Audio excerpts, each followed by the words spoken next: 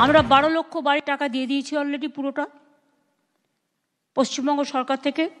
আরও 16 লাখ বাড়ির নেক্সট ডিসেম্বরে একটা কিস্তি পাবেন এবং কাজটা এগিয়ে নিয়ে গেলে মে মাসে আর একটা কিস্তি পাবেন।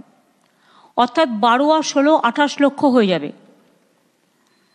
আগে আমরা 45 লক্ষের ওপর করেছি। তারপরে যে লিস্ট বাকি থাকবে সেটা আমরা এই 28 লক্ষ হয়ে যাওয়ার পর ফেস বাই ফেস সেটাও আমরা দেখে দেব। কারণ আমরা চাই না গরিব মানুষের মাটির ছাদ ভেঙে পড়ে তাদের জীবন নষ্ট হয়ে যাক।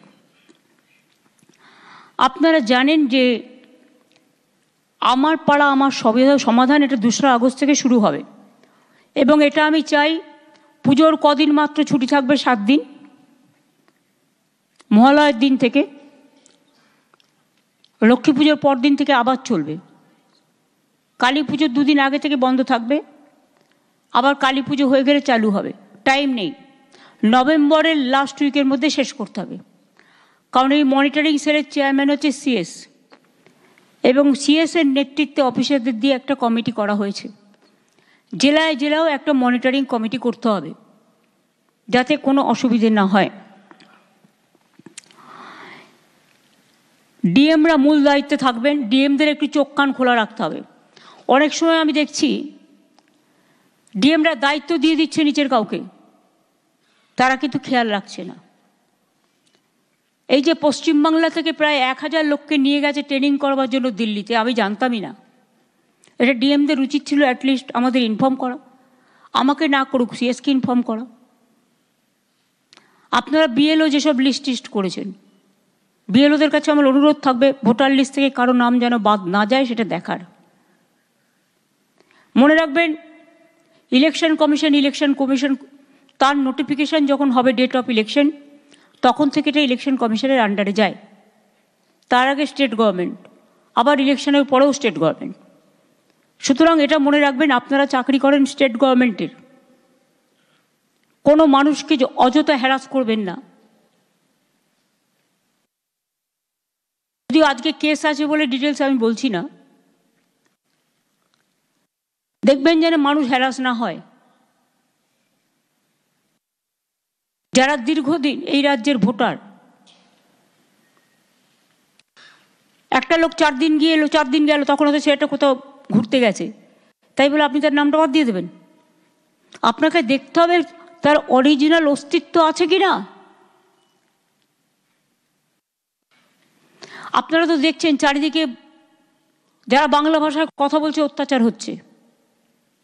আসাম সব ডিটেনশন ক্যাম্প, আসাম গভর্নমেন্ট চিঠি পাঠাচ্ছে বাংলার কুচবিহার আলিপুরদুয়ারকে রাজবংশীদের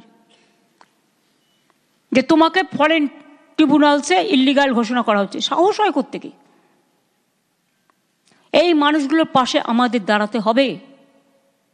2, আমাদের 22 লাখ পরিযায়ী শ্রমিক আছে। আমি সাবিরুলকে বলবো, ও যেহেতু এই কমিটির চেয়ারম্যান আছে আর মলয় আছে, দুজনে মিলে বসে সিএসের সাথে কাল পরশুই বসে একটা স্কিম তৈরি করো, ওদের ফিরিয়ে আনো।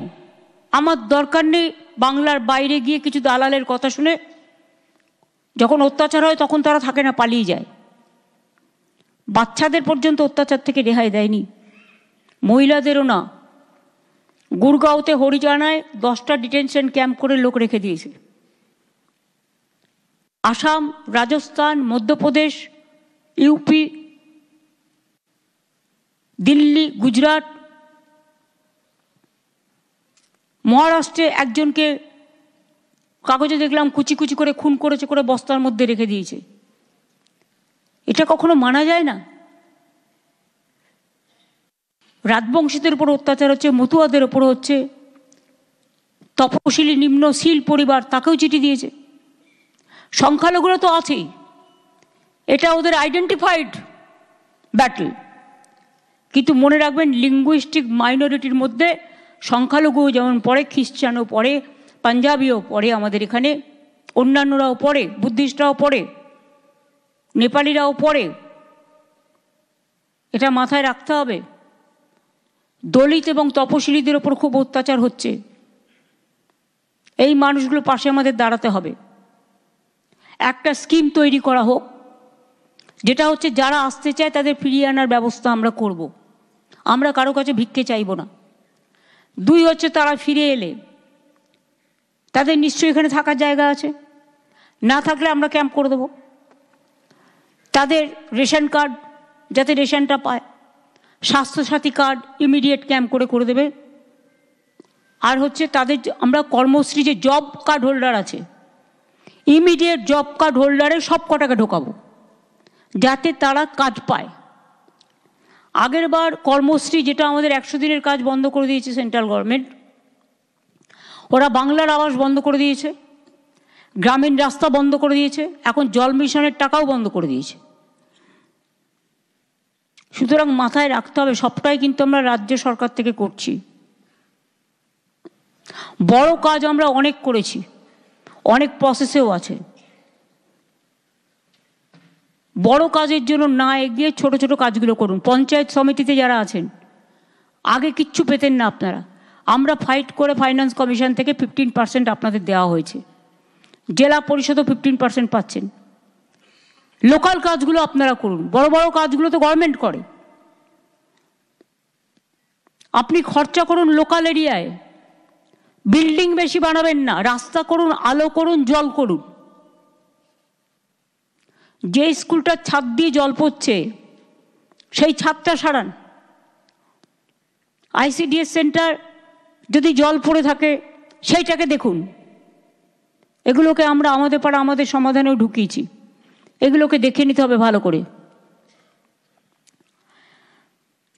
আমি যেটা 25-26 সালের 31শে ডিসেম্বর মধ্যে সব স্কিম যা আমরা অ্যানাউন্স করেছি শেষ করতে হবে। এখন বর্ষাকাল, এখন গাছ পোঁতা ছাড়া অন্য কাজ হয় না, ইরিগেশনের কাজ ছাড়া। অন্যান্য কাজ যত বাকি আছে, যেগুলো আমাদের হাতে আছে, টেন্ডার করে রেডি করতে হবে যাতে বর্ষা চলে গেলেই কাজগুলো পটাপট হয়ে যায়। টাইম নষ্ট করব না, বর্ষার মধ্যেই যেন টেন্ডার শেষ করে। সমন্বয় পোর্টালের মাধ্যমে আমি কিন্তু 14 বছরে যে প্রকল্পগুলো শিলান্যাস করেছি আমার কিন্তু নজরে আছে। বীরভূম জেলার জন্য ঘোষিত 1350টি প্রকল্পের মধ্যে 1227টি প্রকল্পের কাজ শেষ হয়েছে 91%। 123টি প্রকল্পের কাজ শেষ হয়নি সময়ে, যেটা 3 বছরে বেশি দেরি হয়েছে। 92টি প্রকল্পে 1 বছরে বেশি দেরি হয়েছে এবং 123টি প্রকল্পের কাজ শেষ করা যায়নি। তার মধ্যে 46টি এডুকেশন ডিপার্টমেন্টের। এডুকেশন ডিপার্টমেন্টকে বলো to be more active and to be proactive, কাজগুলো ইমিডিয়েট করতে।